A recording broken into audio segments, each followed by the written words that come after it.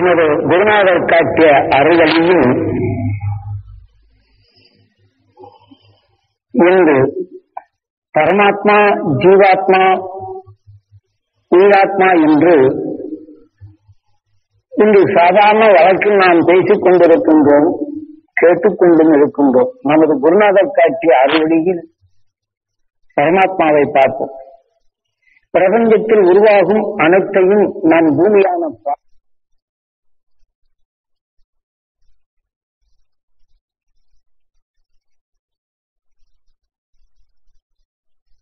பிள்ளைகள் பரமாத்மாவாக மாற்றுகின்றது. தனது ஆன்மாவாக மாற்றும் போது தனது சுழற்சியின் ஈர்ப்பு வட்டத்தில் தனக்குள் பலவையும் பல கலவையாகி பாறைகளாகவும் உலோகங்களாகவும் மற்ற நிலைகளில் உருவாக்குகின்றது. அது உருவாக்கி உமிழ்த்தே வெளிப்படும் உணவினை சூரியன் காந்த பலன் அறிவு கவர்ந்தால் மீண்டும் இந்த பரமாத்மாவில் பல கலவை கொண்டு மாறுகின்றது. ஆகவே இந்த ஆன்மாவின் இந்த விளைந்து கூட்டு அமைப்பாக வெளிப்பட்ட இந்த உணவின் அந்த ஆவியின் தன்மையை சூரியன் காந்த புலன் அறிவு கவர்ந்து பரமாத்மாவாக மாற்றுகின்றது. இந்த பரமாத்மாவில் ஒன்றுடன் ஒன்று பலவிதமான உணர்வுகள் சேர்த்து தாவர இனங்கள் விளைகின்றது. அந்த தாவர இனங்கள் விளையப்படும் போது பல பல கலவை கொண்டு இன்று விஷச்செடி என்று உணர்வானால் அதிலிருந்து வெளிப்படும் உணவினை அதை வெளிப்படுத்தும் உணவினை சூரியன் காந்த பலன் அறிவு கவர்கின்றது. அந்த சத்தினை பரமாத்மாவாக மாற்றுகின்றது. அந்த பரமாத்மாவாக இப்பூமியில் படர்ந்து கொண்டிருக்கப்படும் போது இந்த விஷச்செடியில் விளைந்த வித்தினை நாம் நிலத்தில் ஊன்றினால், இந்த படத்தில் ஊன்றினால், இந்த படத்தின் தன கொண்டு தன் பரமாத்மாவில் இருக்கும் அந்த விஷச்செடியின் சத்தினை அது நுகர்ந்து தன் இனத்தின் வித்தினை வளர்க்கின்றது. அந்த செடி வளர்கின்றது. இதை போலதான் எண்ணில் அடங்காத தாவ இனங்கள் உருமாறி அது வெளிப்படும் உணர்வினை சூரியன் கவர்ந்து இந்த நம் பரமான இந்த பரமாத்மாவாக மாறிக்கொண்டுள்ளது. இந்த பரமாத்மா என்றுதான் சகல தாவர இனங்களும் அதை வளர்த்து தன் இனத்தை விருத்தி செய்து கொண்டுள்ளது. ஆக இந்த பரமாத்மாவை ஆகவே இதை போல நாம் உயிரணு பெற்ற பின் இந்த தாவர இன சத்தை நாம் நுகர்ந்து இந்த உணர்வின் சத்தை நாம் நுகர்ந்தால் ஜீவ ஆன்மாவாக மாறுகின்றது. ஆகவே ஜீவ ஆன்மாவாக மாறிய பின் அந்த உணர்வின் உணவுக்காக அது இயங்கப்படும் போது இந்த பரமாத்மா என்று நமது உடலை சுற்றி வரும் ஆன்மாவாக மாறுகின்றது. நம் ஆன்மாவாக மாறிய பின் நம் உயிர் நம் உடலில் ஜீவ ஆன்மாவுக்கு உணவு கொடுத்து உதவுகின்றது. இப்படி நாம் வேதனைப்படுவோரை, சங்கடப்படுவோரை, சலிப்புப்படுவோரை, வெறுப்படுவோர் உணர்வுகள் அனைத்தும் இந்த பரமாத்மாவில் கரைகின்றது. நாம் உற்று பார்த்து நிலந்தறிந்தால் அதே உணர்வின் அணுவாக நமக்கு ஜீவ ஆன்மாவாக உருவாக்கிவிடுங்கள். இந்த ஜீவ ஆன்மாவாக உருவாக்கிவிட்டால் உயிரின் துணை கொண்டு பரமாத்மாவிலிருந்து தனது ஆன்மாவாக மாற்றி தான் நேர்ந்து தன் உடலுக்குள் இருக்கும் ஜீவ ஆன்மாக்களை வளர்க்கின்றது. நாம் ஒரு செடி விளைந்தால் எப்படி தன் இனத்தின் வித்தை உருவாக்குகின்றதோ இதை போல நமது சகஜ வாழ்க்கையில் எத்தகைய நல்ல குணங்கள் பெற்று இருப்பினும் வேதனை, வெறுப்பு, சங்கடம், சலிப்பு, கோபம், குரோதம், பகமை உணர்வுகள் இதை போன்ற நிலைகள் அதிகமாக நமக்குள் வளர்ச்சி அடைந்து அந்த உணர்வின் தன்மை நமக்குள் விளைந்து விட்டார். இந்த விஷயத்தின் தன்மை கொண்டு நமக்குள் அணுக்களின் தருக்கமாகி, ஏனென்றால் நமது ஜீவான்மாக்கள் தீமையின் உணர்வை வளர்க்கப்படும் போது நம் உடலான பரத்தில் பல தீமைகள் உருவாகி மனிதனான இந்த உடலான தரத்தை மாற்றும் சக்தியாக மாற்றி விடுகின்றது. இவ்வாறு நமக்குள் விளைந்த இந்த உணர்வுகள் விளைந்து நாம் எப்படி ஒரு வித்தினை முழுமையான பின் அதை கொண்டு மற்றபடி அதை விளைகின்றதோ பல கலவை கொண்டு ஒரு அக்னிகரிப்பர் ஒரு வித்தை உருவாக்குவது போன்று நாம் நுகர்ந்தறிந்த உணர்வுகள் தீமையின் விளைவுகள் அதிகமானால் நம் உடலில் உள்ள அனைத்து அணுக்களும் சேர்த்து உயிரான்மாவாக மாறுகின்றது. இந்த உடலை விட்டு இந்த உயிரான்மா சென்றால் இதே வேதனை கொண்ட உடலின் தன்னை ஒரு பதமாக்கி அந்த வேதனை உணர்வை தனது ஆன்மாவாக்கி அதன் வாழ்க்கையை வழிபடர ஆரம்பித்தோம். இதிலிருந்து நாம் மாற்றுவதற்கு துருவ நட்சத்திரத்திலிருந்து வெளிப்படும் அந்த பேரருளை, அதாவது அகசிமா மகிழ்ச்சியின் அரிசக்தியும் துருவ மகிழ்ச்சியின் அரிசக்தியும் துருவ நட்சத்திரத்தின் பேரருளும் பேரொழியும் இந்த பரமாத்மாதான் உள்ளது. ஆகவே நாம் அந்த துருவ நட்சத்திரத்தின் பேரொழியை நமக்குள் பதிவாக்கி கொண்டால் மீண்டும் அதனை நினைக்கொண்டு நம் உடலுக்குள் அதை பெருக்கினார் நமது ஆன்மாவும் தூய்மையாகின்றது, மன வலிமையும் கொள்கின்றது, நம் உடலுக்குள் நலமும் ஆகின்றது. ஆக நம் உடலுக்குள் இருக்கும் இந்த ஜீவான்மா தெளிவடைகின்றது. ஆக ஒளியின் தன்மை பெற தொடங்கி விடுகின்றது. நாம் துருவ நட்சத்திரத்தின் பேரொழியை அதிகமாக சேர்த்தால் நட்சத்திரங்கள் என்பவரும் ஒன்றொன்று உராயப்படும் போது மின்னலிருந்து வெளிப்படும் ஒளிக்கட்டைகளை துருவ நட்சத்திரம் அது கவர்ந்து தன் ஒளியின் அலைகளாக மாற்றுவது போன்று நாம் அந்த துருவ நட்சத்திரத்தின் பேரொளி நமக்குள் சேர்த்துக் கொண்டால் இந்த துருவ நட்சத்திரங்கள் வெளிப்பட்டும் ஒளிக்கட்டைகளை தானும் நகர்ந்து நம் உடலுக்குள் இருக்கும் நஞ்சினை மாற்றிடும் ஜீவ ஆன்மாவாக மாற்றுகின்றோம். ஆகவே நமது வாழ்க்கையில் நாம் குரு காட்டிய அருள்வழியை அந்த பேரொளி நமக்குள் கற்று நம் உடலில் உள்ள அணுக்களை அனைத்தும் பேரொளியாக மாற்றி பிறவில்லா நிலை அடைந்திட குரு காட்டிய அருள்வழியின் நீங்களும் கற்று இந்த ஜீவான்மா பரமாத்மா ஜீவான்மா உயிரான்மா என்ற நிலைகளில் இந்த உயிரான்மாவை ஒளிமயமாக்கி உங்கள் வாழ்க்கை ஒளி செய்திடம் பெற எமது குரு அருளும் எமது அருளும் குருவனை செய். எமது குருநாதர் காட்டிய அருள்வழியில் நமது சகஜ வாழ்க்கையில் பண்பும் பரிவும் அன்பும் பாசத்துடன் நாம் வாழும் நாம் ஒரு நோயுடன் வேதனைப்படுகிறார் என்றால் அதை கண்ணுற்று பார்த்து அதை நுகர்ந்து உணர்ந்து அவருக்கு நாம் உதவி செய்கின்றோம். அவ்வாறு உதவி செய்யப்படும் போது அவர் உடலில் இருந்து விளைந்த நோயை நாம் நுகர்ந்தறிவதனால் அதே உணர்வின் சக்தி நமக்குள் அது பெருகத் தொடங்கி விடுகின்றது. அது மாறி நமக்குள் தாயாக வந்து விடுகின்றது. நாம் அடிக்கடி அந்த நண்பனை நாம் மீண்டும் எண்ணும் போது நமக்குள் அந்த உணர்வின் வளர்ச்சி ஏற்பட்டு அதே நோயின் வழியாக நமக்குள் அந்த நோயை உருவாக்கும் சக்தி உருவாக்கி விடுகின்றது. அதனால் மாறி அம்மாள் ஏனென்றால் அவர் வாழ்க்கையில் கசந்த வாழ்க்கை வாழ்ந்தார், நமக்குள்ளும் அந்த கசந்த வாழ்க்கையை வாழச் செய்து விடுகின்றது. அதனால்தான் மாரியம்மன் கோயிலில் அந்த வேப்ப மரத்தை வைத்திருப்பார்.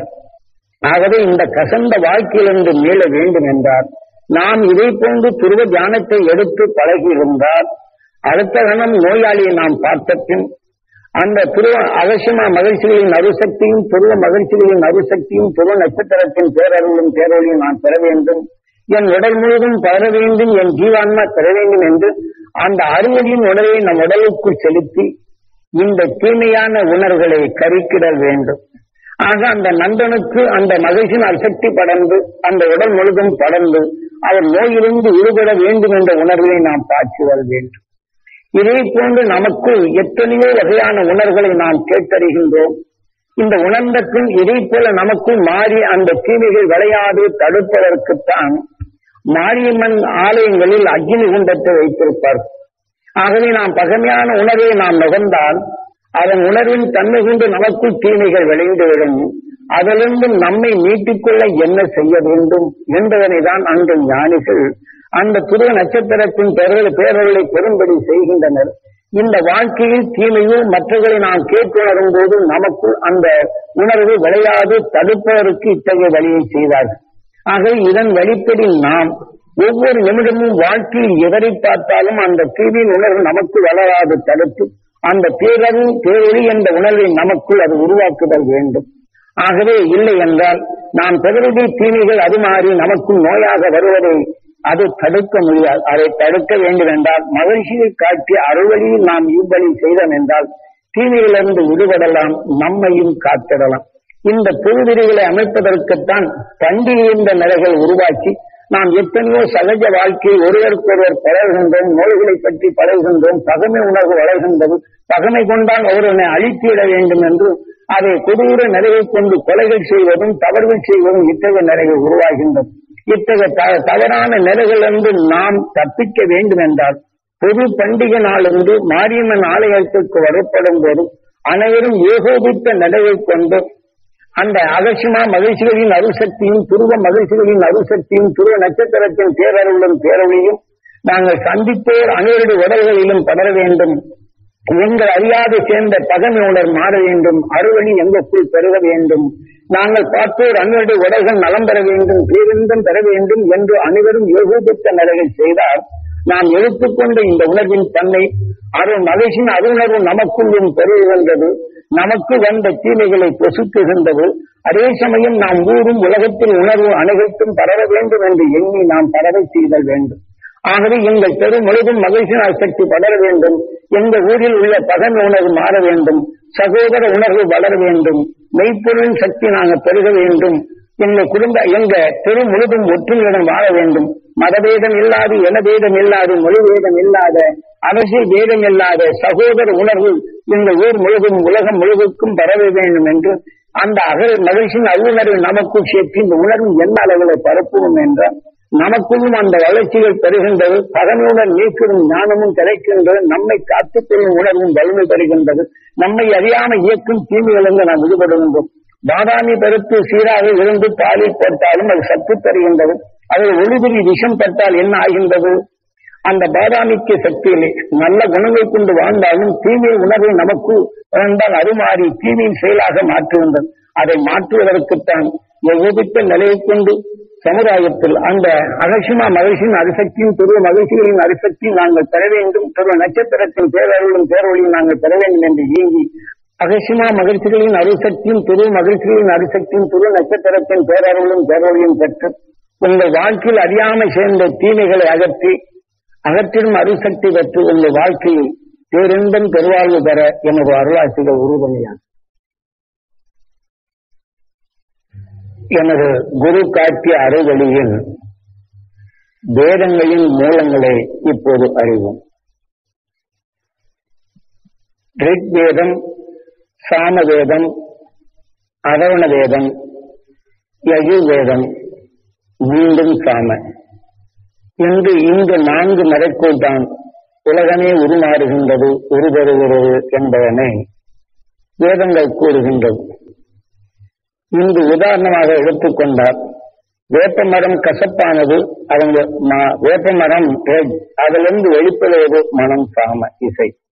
இது சூரியனின் காந்த பலன் அறிவு கலந்து அலைகளாக மாற்றி விடுகின்றது. அதே சமயத்தில் அதில் விளைந்த வித்தினை நிலத்தில் ஊன்றினால் அதை கலந்து வேம்பாக வளர்கின்றது. ஆனால் இந்த வேம்பின் உணர்வலைகள் புவியில் படருகின்றது. இதே போன்று ரோஜாப்பூ செடியிலிருந்து வரக்கூடிய மனம் இதே சூரியன் காந்த பலன் அறிவால் கலந்து அலைகளாக மாற்றுகின்றது. விசுச்செடியிலிருந்து வரக்கூடிய இந்த சத்தையும் உணர்வனையும் அலைகளாக மாற்றுகின்றது. செடி கொடிகளாக மரங்களாக இருக்கும்போது தன் அருகிலே மற்றதை விடுவதில்லை. அலைகளாக மாறிய பின் வேம்பின் உந்து விசை கண்டு அந்த சாம இந்த உணர்வின் அலையை கண்டு ரோஜாப்பின் மனம் நகர்ந்து ஓடுவதும் ஓடுபாதையில் ஒரு விஷச்செடியின் உணர்வுடன் மோதிய பின் சுழற்சியாகி மீண்டும் 2 கலந்து கலக்கப்படும் போது அதர்வன. இது மீண்டும் ஒன்றாக இணைந்த பின் தன் செயலை இழந்து விடுகின்றது. ஆகையினால்தான் அதர்வன என்றும். இது மீண்டும் 2 கலந்து விட்டால் யஜு விட்டு மீண்டும் கலந்து புதுவிதமான மனங்கள் வருகின்றது. ஆகவே இது கருவாக்கி விட்டால் பூமியில் அது பரிவாகிவிட்டால் மீண்டும் மின்னல் தாக்கப்படும் போது அந்த உணர்வின் உணர்ச்சியால் கலந்து அது சரியாக விளையப்படும் போது அவந்து கருவேப்பிலையாக மாறுகின்றது. இப்படித்தான் உலகின் உணர்வு தாவர இனங்கள் மாறியது என்றும் இதே போல என்று மானும் இருக்கிறான், புலியும் இருக்கிறான்.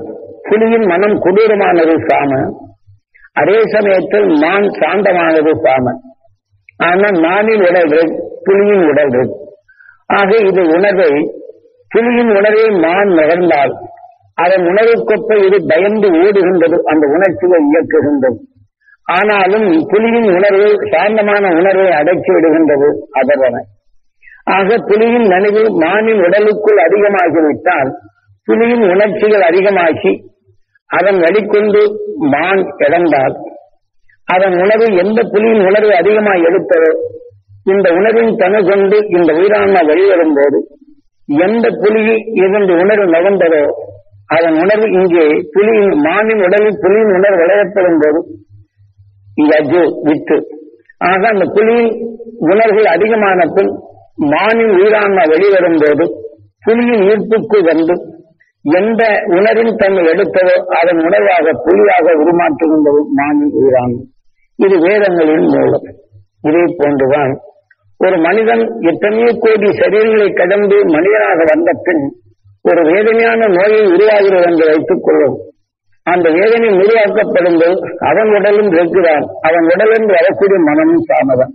சார்ந்த மனம் கொண்டு ஈகி இரக்கத்துடன் அந்த உணர்வை உற்று பார்த்து அந்த மனிதன் வேதனையான உணர்வை நுகரப்படும் போது இந்த சாந்தமான உடலுக்குள் அந்த வேதனை என்ற உணர்வு வரும்போது அதரன ஆகவே அந்த வேதனையான உடலில் வெளிவரக்கூடிய மனம் சாம. அந்த உணர்வின் தன்மை அந்த வேதனையுடன் அது வெளிப்படும் உணர்வுகள் இந்த சாந்த குணத்துக்குள் அந்த வேதனை உருவாக்கும் உணர்வு வந்து விடுகின்றது. யஜு பின் அந்த வித்தான பின் எந்த மனிதன் வேதனை உணர்வுகள் நல்ல மனிதன் உடலில் உருவானதோ இந்த வேதனையான மனிதன் இறந்த பின் அந்த உணர்வுகள் நல்ல மனிதன் உடலில் இருப்பதனால் அந்த உயிரான்மா மீண்டும் இந்த உடலுக்குள் வந்து அது அங்கே வேதனை என்ற உருவை உருவாக்கும் அணுவாக வந்து விடுகின்றது. ஆகவே சாம அதர்வன யஜு. ஆக இதே போல இந்த உணர்வு இவன் உடலில் நோயாக விளையும் தன்மை வருகின்றது. இந்த உடலை விட்டு சென்ற பின் எந்த வேதனை உணர்வு இங்கே விளைந்ததோ இந்த நல்ல மனிதன் உடலை விட்டு செல்லப்படும் விஷத்தின் உணர்வாக எத்தனை விஷம் கொண்டதோ அதிகமான விஷம் சேர்ந்தால் பாம்பினமாக அது உருவாக்கி விடுகின்றது. அந்த உணர்வு கொப்ப அந்த உடலை உருவாக்குகின்றது. இதுதான் வேதங்கள் கூறுவது. இதே போன்றுதான் மனிதனின் வாழ்க்கையில் அகசியம் நஞ்சினை வென்று உணர்வினை ஒளியாக மாற்றி ஒளியும் சரீரமாக இன்று அவன் பெற்றான். எவ்வாறு அவன் அகசியம் திருவனாகி திருமகிழ்ச்சியாகி அவன் திருமணமாகி இருமணம் ஒன்றனை இணைந்து இரு உயிரும் ஒன்றனை இணைந்து துருவத்தை நோக்கி வந்து நஞ்சினை வென்று உணர்வினை ஒளியாக மாற்றி ஒளியும் சரீரமாக இன்றும் வாழ்ந்து கொண்டுள்ளான்.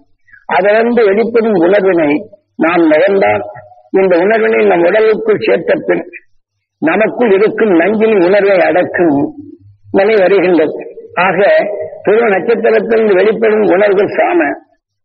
ஆனா துருவ நட்சத்திரம் நாம் நுகர்ந்தறிந்தால் ஆக எப்படி இருளை மாற்றி ஒளியாக மாற்றினதோ அதே போல உணர்வின் தன்மை நமக்குள் நஞ்சான இருளை மாற்றி ஒளியின் அறிவாக மாற்றுகின்றது. அதன் வழி நம் உடலுக்குள் உருவானால் யஜு ஒரு வித்தாகின்ற நாம் எந்த துருவ நட்சத்திரத்தின் உணர்வை நமக்குள் பெருக்கிறோமோ இந்த உடலை விட்டு சென்ற பின் நம் உயிரான்மா எதன் வீட்டில் இருந்ததோ அங்கு அழைத்து செல்கின்றது. ஆக உயிர்தன் உணர்வு ஒளியாக மாறி பிறையில்லா நிலைகள் அடைய செய்கின்றது. இது வேதங்களின் மூலம் இந்த நமது குருநாதர் காட்டிய அறுவழி நீங்கள் இதை அனைவரும் பெற வேண்டும் என்று எனது குரு அருள் உங்களுக்கு உறுதுணையாக இருந்து கேட்டு நண்பர் உணர்வு அறுவடைந்து அதன் வழியில் இந்த வாழ்க்கையை இருளை அகற்றி மீட்பல் கண்டு உங்கள் வாழ்க்கையை பிறவில்லா நிலை அடைந்திட எனது அருள் ஆட்சியர். எமது குருநாதர் காட்டிய அறுவழியில் மனிதனின் சகஜ வாழ்க்கையில் நாம் இந்த உடலில் வாழும் போது சந்தர்ப்பத்தால் வேதனை என்று அல்லது குடும்பத்தில் வேதனை ஏற்பட்டு அந்த வேதனையான உணர்வுகள் நுகர்ந்து அதன் வழி நம் உடலிலே நோய்கள் உருவானால் இந்த உடலில் இது முழுமையடைப்பெறும்போது சாகாக்கலை. இந்த உடலை விட்டு நான் செல்லும் போது யாருடன் அதிகமாக பற்றுக் கொள்ளுகின்றனோ அந்த உடலுக்குள் நான் இந்த கலையாக அங்கே புகுந்து என் உடலிலே விளைந்த இந்த உணர்வுகளும் இந்த என் வாழ்க்கையில் எதையெல்லாம் இயக்கினோனோ இங்க இதே துயரை அந்த உடலில் சாகா கலையாக அதை இயக்கி அந்த மனிதரையும் வாழா செய்து அந்த வாழா நிலை கொண்டு துயரத்தை அதிகமாக வளர்த்து இந்த உடலை விட்டு வந்த பின் மனிதன் அல்லாத உடலை பெற்று இந்த உணர்வின் விஷத்தன்மை எதுவோ இது சாகா கலையாக மீண்டும் மனிதன் அல்லாத உடலை உருவாக்கி விடுகின்றது. அதே சமயம் இப்போ கடும் இரத்த கொதிப்பாக இருக்கின்றனர். பாசத்துடன் அவர்கள் அதிகமாக வளர்த்தாலும் அந்த இரத்த கொதிப்பின் தன்மை அதிகமாக முதிர்ந்து விட்டால் அதே சாகாக்கலையாக வளர்ந்து அவர் உடலை விட்டு செல்லப்படும் போது யார் மீது அதிகமாக பற்று கொள்கின்றனரோ அவர் உடலுக்குள் சென்று இந்த இரத்த கொதிப்பால் இவர் எவ்வாறு கோபப்பட்டாரோ இவர் குடும்பங்களில் வெறுப்படைந்தாரோ இதையெல்லாம் அந்த உடலுக்குள் நின்று அந்த வெறுப்பின் தன்மை செயலாக்கி அந்த குடும்பத்துக்குள் சாகாக்கலையாக அந்த உடலின் விளைவித்து அந்த குடும்பங்களின் சங்கடங்களை ஏற்படுத்தி பின் அது இறந்தால் அந்த இரத்த கொதிப்பு என்ற நிலை ஆனந்தால் ஆக புலி எவ்வாறு மற்றொன்றை கொண்டு புசிக்கின்றதோ இதை போல இந்த உணர்வின் தன்மை கொண்டு மனிதன் அல்லாத நிலை கொண்டு வெளியே சென்ற பின் சாகாக்கலையாக புலியாக பிறக்கும். ஆக மனிதனின் வாழ்க்கையில் வேதனை என்று இந்த உடலில் வளர்த்தால் விஷத்தன்மை அதிகமாகி வாத நோய்கள் வந்து உடல்கள் சூழ்வடைந்து விடுகின்றது. இதே சாகாக்கலை ஆகிவிட்டால் யாருமே பற்று கொண்டனோ அந்த உடலுக்குள் சாகாக்கலையாக சேர்த்து அந்த உடலை சிறுகச் செய்து விஷத்தின் தன்மை அடைந்தால் அந்த உடலின் இந்த வேதனையால் படும்போது இந்த வாதத்தால் எத்தனை வேதனைப்பட்டதோ அந்த குடும்பத்திலும் அதே சீரழித்து அதே உணர்வு வளர்க்கப்பட்டு இந்த உடலுக்குள் அந்த விஷத்தின் தன்மை வளர்த்து உடலை விட்டு சென்ற பின் பாம்பு எவ்வாறு வீட்டை பாய்ச்சி தன் உணவை உட்கொள்கின்றதோ இது வேகா அதற்கு சாகா கலையாக இந்த உடலை விட்டு சென்ற பின் பாம்பினமாக பறக்க செய்கின்றது. இதை போன்று நாம் ஒரு தீயில் குதிக்கிறோம் என்று வைத்துக் கொள்ளும் சந்தர்ப்பத்தால் அல்லது தெரியாத நடிகள் தீயில் நாம் விழுந்து விடுகின்றோம், உடல் கருகின்றது, அதிகமாக நாம் எரிச்சல் ஆகின்றது, ஆனால் உயிர் வேறவில்லை. இந்த உடலை விட்டு நாம் சென்ற பின் யார் மேல் பற்று கொள்கின்றமோ இன் தேயில் நான் தீயில் விழுந்து கருகின்றேன் என்று என்னை காத்துக் கொள்ளுங்கள், என்னை காப்பாற்றுங்கள் என்று யார் மேல் எண்ணம் கொண்டு அந்த ஆன்மா வெளிவருகின்றதோ அவர் உடலுக்குள் சென்று இதே எரிச்சலை ஊற்றி அதே உடலை மீண்டும் தாங்காது இதிலே மடியும் தன்னத்தை கொண்டு வருகின்றது சாகா கலையாக. இதை போன்ற நிலைகளிலிருந்து நாம் விடுபட வேண்டும் என்றால் இன்று அகஸ்தியன் திருவனாகி திரு மகிழ்ச்சியாகி கணவனும் மனைவியும் வசிஷ்டரும் வந்தது போல வாழ்ந்து தீமைகளை வென்று உணர்வினை ஒளியாக மாற்றி பேரறிவு பெற்று பேர் ஒளியாக இன்று திகழ்ந்து கொண்டிருக்கும் துருவ நட்சத்திரத்தின் உணர்வு இது வேகா நிலை. இந்த சூரியனை அழிந்தாலும் இந்த துருவ நட்சத்திரம் அழியாது. இந்த பிரபஞ்சத்திற்கு உருவாகும் சர்வமும் அழியலாம். இதில் விளைந்த உயிர் இதே போல கணவனும் மனைவியும் இரண்டர கலந்து உணர்வினை ஒளியாக மாற்றிவிட்டால் வேகா நிலை அடைகின்றது. ஆகவே இதை நீங்கள் துருவ தியானத்தில் அந்த அகசியமா மகிழ்ச்சிகளின் அருசக்தியும் துருவ மகிழ்ச்சிகளின் அருசக்தியும் துருவ நட்சத்திரத்தின் பேரருளும் பேரொழியும் என் ரத்த நாணங்களிலே கலக்க வேண்டும், என் உடல் முழுதும் படர வேண்டும், என் ஜீவான்மா பெற வேண்டும் என்று இயங்கி இதை பருவச் செய்தல் வேண்டும். ஆக இவ்வாறு நாம் செய்தோம் என்றால் பிறருடைய தீமைகளை கேட்டறிந்தாலும் அது நமக்குள் வளராது. அதை நீக்கி அரு உணர்வை நமக்குள் பெருக்கி தீமைகள் நமக்குள் புகாது. பேரருள் என்ற நிலையை நமக்குள் பெரும் தகுதி பெறுகின்றது. ஆகவே நமது வாழ்க்கையில் எத்தகைய நிலைகள் சகஜ வாழ்க்கையில் குறைகளையோ வேதனைகளையோ சங்கடங்களை நாம் பார்த்து உணர்ந்தால் அதிலிருந்து மீள அந்த துருவ நட்சத்திரத்தின் பேரருளை நாம் பெற வேண்டும் என்று இயங்கி தியானித்தால் இது வேகா நிலையாக இன்று நிலை கொண்டிருக்கும் துருவ நட்சத்திரத்தின் ஈர்ப்பத்தில் 6வது அறிவு 7வது நிலையாக சப்தரிஷி மண்டலங்களாக போய் அடையலாம். இதை அடைய எமது குரு அருளும் எமது அருளும் உங்களுக்கு உறுதுணையாக செயல்படும். எமது குருநாதர் காட்டிய அருள் வழியில் இன்று நாம் முருகா என்றும் கார்த்திகேயா என்றும் இன்று வழிபட்டு வருகின்றோம். நாம் பல கோடி சரீரங்களை எடுத்து இன்று நம்மை மனிதனாக உருவாக்கியது நமது உயிர் ஈசன். நாம் நுகர்ந்தறிந்த உணர்வுகள் அனைத்தும் நம் உடலாவது சிவம். நாம் ஒவ்வொரு சரீரத்திலும் நுகர்ந்தறிந்த உணர்வுகள் அனைத்தும் நம் உடலாக சேர்க்கும் ஒரு வினை விநாயகா என்றும் இவ்வாறு நமது வாழ்க்கையில் நமது உயிர் எவ்வாறெல்லாம் உருவாக்கப்பட்டது, உடல்கள் மாற்றப்பட்டது என்று தெளிவாக கூறுகின்றது நமது சாஸ்திர நிலைகள். அதே சமயம் இன்று மாடு ஆடு இதை போன்ற இவைகள் எல்லாம் தான் உணவாக உட்கொள்ளும் உணவுக்குள் மறைந்திருக்கும் நஞ்சினை தனக்குள் உடலாக மாற்றிக் கொள்ளுகின்றது. அதே சமயம் தீமையான உணர்வை உணவாக உட்கொண்டாலும் அதனுடைய தீமை உணர்வுகள் அனைத்தும் ஆடு மாடு இவையெல்லாம் தன்னுடன் இணைத்துக் கொள்கின்றது. அதனுடைய மலம் நல்லதாகின்றது. ஆனாலும் நாம் இவ்வாறு பல கோடி சரீரங்களை தீமைகளை வென்றிடும் உணர்வுகளை நுகர்ந்து பரிணாம வளர்ச்சி அடைந்து இந்த மனிதனான உடல் பெற்ற பின் தீமைகளை வென்றிடும் உணர்வின் அணுக்கள் மனித உடலில் அதிகமாக பெருகி நாம் உணவாக உட்கொள்ளும் உணவுக்குள் மறைந்து வரும் நஞ்சினை மலமாக மாற்றி விடுகின்றது. ஆக நல்ல உணவினை நம் உடலின் மனமாக மாற்றுகின்றது. இதற்குத்தான் சரகண பவ குகா சரகண பவா குகா கந்தா கடம்பா கார்த்திகே என்று தீமைகளை அழிமையாக்கும் அந்த சக்தி மனித உடலுக்குள் உண்டு என்பதனை உணர்த்துவதுதான் சரகண பவா குகா கந்தா கடம்பா கார்த்திகே என்று தெளிவாக்குகின்றன 6வது அறிவு. இப்ப நமது உடல் நஞ்சினை அதை அடக்கி வெளியேற்றிவிடும் அந்த சக்தி பெற்றது என்ற உண்மையினை உணர்வதற்குத்தான் இவ்வாறு காரணப்பேர் வைத்து அழைத்தனர். உதாரணமாக நமது மலத்தை நுகர்ந்தால் அடுத்தவருக்கு நோய் வருகின்றது. ஆனால் மாட்டின் சாணங்களையோ ஆட்டின் சாணங்களை நுகர்ந்தாலும் நோய்கள் நீங்குகின்றது. ஆகவே நல்ல உணர்வை மலமாக மாற்றுகின்றது, நஞ்சினை தன் உடலாக மாற்றிக் கொள்ளுகின்றது மற்ற உயிரினங்கள். ஆகவே மனிதன் தான் மனிதனான பின் இன்று உதாரணமாக கர்ணக்கிழங்கில் விஷம் இருக்கிறது என்று அறிந்து கொள்ளுகின்றோம். ஆனால் புலி விஷத்தை அடக்கும் என்றும் தெரிந்து கொள்ளுகின்றோம். கார்த்திகேயா மிளகாய் காரத்தை உணர்ச்சிகளை ஊட்டும் என்றும் அறிந்துகின்றோம்.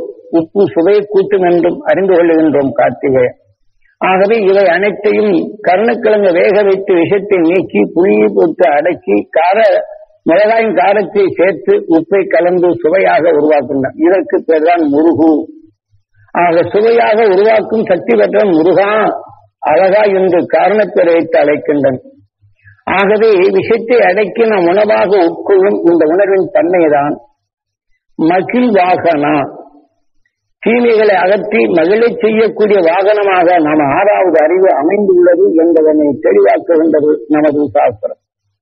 ஆகவே மயில் விஷத்தை உணவாக உட்கொள்ளுகின்றது, விஷத்தை தனக்குள் அடிமையாக்கிக் கொள்கிறது என்ற உண்மையை உணர்த்துவதற்குத்தான் முருகனுக்கு முன் மயிலை போட்டு அதன் கீழ் பாம்பினை போட்டு அவ்வாறு காட்டினர்.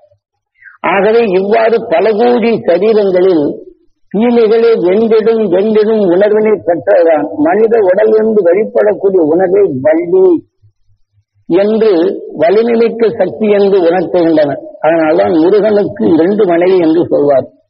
ஆக இவை வள்ளி என்று வலிமைமிக்க சக்தி நாம் 6வது அறிவு. இதனில் தெரிந்து கொண்டு கார்த்திகேயா பல உணர்வுகளை தான் தெரிந்து கொண்டு தெரிந்த உணர்கொண்டு இன்று அகசியம் புருவனாகி புருவம் அழகியாகி புருவ நட்சத்திரமாகி அதனின்று வரும் உணர்வினை இந்த 6வது அறிவு படைத்த மனிதன் அறிந்து கொள்கின்றான். ஆகவே அது தீமையை வென்றது என்று உணர்ந்த இந்த மனிதன் அந்த புருவ நட்சத்திரத்திலிருந்து வரும் உணர்வினை நாம் நுகர்ந்தால் அந்த வலிமைமிக்க சக்தி நாம் நுகரப்படும் போது தெய்வ ஆணை நாம் நுகர்ந்த உணர்வு தீமையை அகற்றிடும் அந்த உணர்வின் செயலாக நமக்கு இயக்கும் என்பதனை தான் ஆக வள்ளி தெய்வானை என்று தெளிவாக கூறுகின்றது நமது சாஸ்திரம். நம் உடலிருந்து வெளிப்படும் உணர்வு வள்ளி வலிமைமிக்க சக்தி. ஆனா வலிமைமிக்க சக்தி தனக்கொண்டு துருவ நட்சத்திரத்தின் பேரருளை நாம் நுகர்ந்தோம் என்றால் அது நம் உடலுக்குள் செல்லும் போது தெய்வ ஆணையாக இந்த உடலை இயக்குகின்றது. தான் தெய்வ ஆணை. அதே சமயத்தில் வேதனைப்படுவோர் உணர்வை நாம் நுகர்ந்தால் அது வலிமைமிக்க சக்தியாக நம் உடலுக்குள் வந்து அது தெய்வ ஆணையாக நம் உடலுக்குள் வேதனைப்படும் உணர்வை உருவாக்கும். இதிலிருந்து விடுபடுவதற்குத்தான் வேதனை நீக்கிய துருவ நட்சத்திரத்தின் பேரொருளை நாம் நுகர்ந்து இந்த வலிமைமிக்க சக்தியின் நிலை கொண்டு பிறவில்லா நிலை என்ற நிலை அடைய இது உதவும். ஆகவே துருவ நட்சத்திரத்தின் பேரொருளை நாம் பெற்று அது தெய்வ ஆணையாக இந்த வாழ்க்கை அமைந்து இனி பிறவியில்லா நிலைகள் அடைய குரு காட்டிய அறுவழியில் அந்த பேரின்பத்தை பெற எமது அருளாட்சிகள் உறுதுணையாக இருக்கும்.